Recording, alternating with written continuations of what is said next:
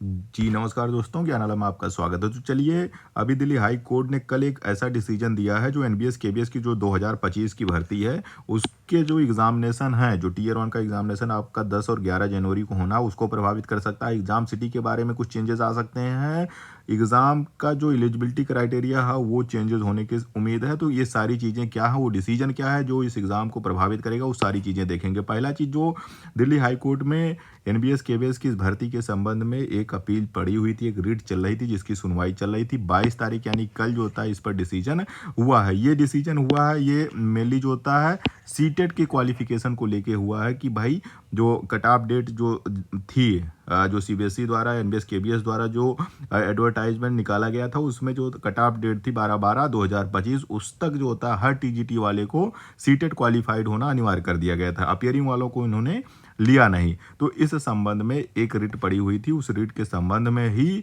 22 तारीख को Delhi high court ने एक डिसीजन दिया है, और डिसीजन में कुछ उन्होंने गाइडलाइन दी है, कुछ निर्देश दिए हैं इनको केबीएस वालों को। और वो सारी चीज़ें हम अभी समझते हैं कि वो सारी चीज़ें क्या है, उस डिसीजन में क्या चीज़ें थी। असल में जो इसके अप्लीकेंट हैं जिन्होंने रिट डाली है, उन्होंने इसलिए रिट डाली थी कि भाई हमारे पास जो होता सीटेट, हम क्वालिफाइड नहीं है, इसलिए नहीं क्वालिफाई हैं कि सीबीएसई ने 2025 में सीटेट का कोई एग्ज़ाम कराया ही नहीं। 2025 में सीटेट का कोई एग्ज़ाम हुआ नहीं। अभी 26 फरवरी में आपका सीटेट एग्ज़ाम होना है। 25 में कोई एग्ज़ामिनेशन नहीं हुआ। अब जो होता है सीबीएसई कह रही है, केबीएस कह रही है कि भाई सीटेट क्वालिफाई होगे तभी आप जो होता है ये जो होता है भर्ती भर सकते हो, तभी आप टीजीटी के लिए अप्लाई कर सकते हो। तो अप्लीकेंट, कई सारे अप्लीकेंट एक साथ जो होता है इकट्ठा हुए, कई सारे आवेदक जो होता है इसमें इकट्ठा हुए। उन्होंने जो होता है पहले इन्होंने ट्रिब्यूनल में डाला, ट्रिब्यूनल ने भी एक आदेश दिया केबीएस को इस संबंध में, और फिर जो होता है इन्होंने दिल्ली हाई कोर्ट में डाला। उन्होंने भी एक डिसीजन दिया कि भाई इनको वन टाइम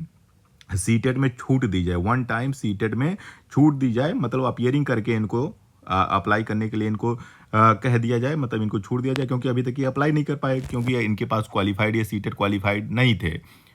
तो इन सारी चीज़ों पे लेके दिल्ली हाई कोर्ट ने एक आदेश दिया। वो आदेश क्या है, मैं इसको पहले पढ़ देता हूँ। अभी ये कह रहा है कि B call upon the respondent, यानी केबीएस को ये जो है दिल्ली हाई कोर्ट कह रही है कि रिस्पोंडेंट यानी केबीएस को take an inform decision as to whether the candidates who could not attain the seated qualification solely because of the examination was not conducted by respondent यानी CBSE in the year 2025 can be granted a one time relaxation to effect that they must obtain such qualification in first examination conducted thereafter। तो ये कह रहे हैं कि इन्होंने पहले क्या किया, इन्होंने कहा, मतलब ये कोई एक तरह से कोई ऐसा डिसीजन नहीं है कि आपको करना ही करना है। दिल्ली हाई कोर्ट ने ये कहा कि केबीएस को कि भाई ये एक ऐसा डिसीजन लें, उन कैंडिडेट्स के बारे में सोचें जो सीटेट जो होता है ऑब्टेन नहीं कर पाए, जो सीटेट क्वालिफाइड नहीं हो पाया बिकॉज ऑफ कि सीबीएसई ने, जो कि रिस्पोंडेंट दो हैं उसमें एक पार्टी है, इनके द्वारा 2025 में कोई ऐसा एग्जामिनेशन कराया ही नहीं गया। तो इन कैंडिडेट्स को जिनके पास सीटेट नहीं है, उनको वन टाइम जो होता है रिलैक्सेशन दिया जाए,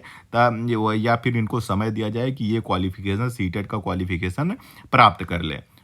अब दूसरी बात इन्होंने कही, keeping in the view the urgency of said decision be call upon the respondent यानी केबीएस को to consider this issue and to take an inform decision thereon which shall also be duly publicised within a period of 2 weeks from today, यानी 22 तारीख से लेके 2 सप्ताह के अंदर KBS को इसके संबंध में इन्फॉर्म डिसीजन लेने हैं, सही निर्णय लेना है। उस निर्णय से फिर दिल्ली हाई कोर्ट को अवगत कराना है कि भाई आपने क्या निर्णय लिया, क्या सीटेड क्वालिफाइड ही चाहिए आपको, या फिर जो अपियरिंग कैंडिडेट्स हैं आप उनको कुछ रिलैक्सेशन दे रहे हो। ये क्योंकि अब इन्होंने पूरा, मतलब दिल्ली हाई कोर्ट ने भी अपने ऊपर नहीं लिया कि ये कह रहे हैं कि हम पहले से ही क्लियर कर दे रहे हैं कि हम कोई डायरेक्शन नहीं दे रहे हैं केबीएस को कि कोई डिसीजन ले इस मैटर में, लेकिन इनको जो होता है इसके संबंध में जो होता है कुछ ना कुछ निर्णय लेना चाहिए, और जो भी निर्णय ये ले रहे हैं वो कोर्ट को इनको बताना होगा। अब हम बात करते हैं कि भाई इस निर्णय से क्या असर पड़ेगा, जो लोग तैयारी कर रहे हैं एग्ज़ाम जो टियर 1 का होना, उसके संबंध में क्या असर पड़ेगा।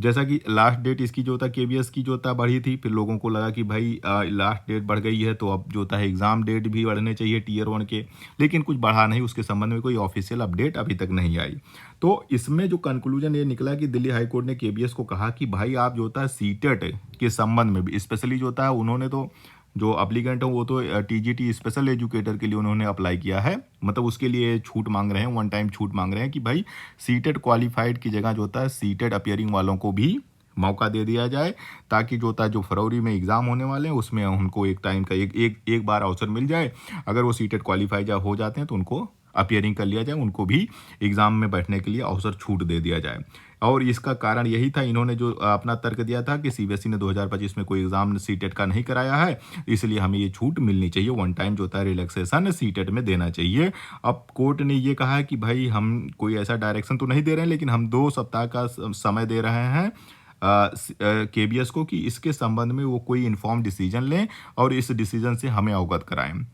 तो अब ये सारी चीज़ें दिल्ली हाई कोर्ट ने केबीएस को कही है, और अगर इसमें कोई निर्णय लेना है, अगर कोई निर्णय होता है तो निश्चित रूप से आपके डेट भी जो एग्ज़ाम डेट है वो एक्सटेंड हो सकते हैं, मतलब कंफर्म आप अभी 10 और जो लोग तैयारी कर रहे हो 10-11 को ही मान के चलिए, जब तक कि कोई ऑफिशियल अपडेट ना आ जाए। लेकिन अगर इस संबंध में इनको वन टाइम रिलैक्सेशन दिया जाता है, सीटेट अपियरिंग वालों को मौका दिया जाता है, तो इसमें क्या होगा कि पहले ये डिसीजन लेंगे, उसके बाद फिर करेक्शन विंडो खोलना पड़ेगा। उसमें भी जो होता है कम से कम 1 सप्ताह का समय रही चाहिएगा कि भाई लोग जो होता है फिर से अप्लाई कर पाएँ, जो लोग जो होता है अपियरिंग है वो भी भर पाएँ। ऐसा तो होगा नहीं कि सिर्फ इन्हीं को छूट दिया जाए, जब छूट मिलेगी तो सबको छूट मिलेगी। जो 2025 में जो होता है सीटें नहीं दे पाए सब, तो सारे अपियरिंग वालों को तो सबको अवसर दिया जाएगा, फिर से जो होता है एक विज्ञप्ति निकालनी पड़ेगी, वो सारी चीज़ें एक लंबी चल जाएगी, तो फिर आपका निश्चित रूप से फिर जो होता है टीयर 1 का एग्जामिनेशन डेट आगे बढ़ाने पड़ेगा, क्योंकि इसी बीच में फिर आपको एग्जाम सिटी भी बतानी पड़ेगी, क्योंकि 15 दिन के पहले आपको एग्जाम सिटी बतानी है, 2 दिन पहले एडमिट कार्ड देना है, तो फिर अब समय बचा कहाँ है, समय है नहीं। तो समय जो होता है इसको आपको अतिरिक्त लेना पड़ेगा। तो ये हो सकता है कि आगे बढ़े, लेकिन अभी आपको इसमें देखना होगा कि इस संबंध में सीबीएसई क्या निर्णय लेती है, उस निर्णय के आलोक में ही आगे की कार्रवाई बढ़ेगी। इस संबंध में अगर आपको भी कोई जानकारी हो तो ज़रूर कमेंट करके बताइए। हमें कोई और चीज़ होगी और कोई इन्फॉर्मेशन होगी तो हम आपको निश्चित रूप से अवगत कराते रहेंगे।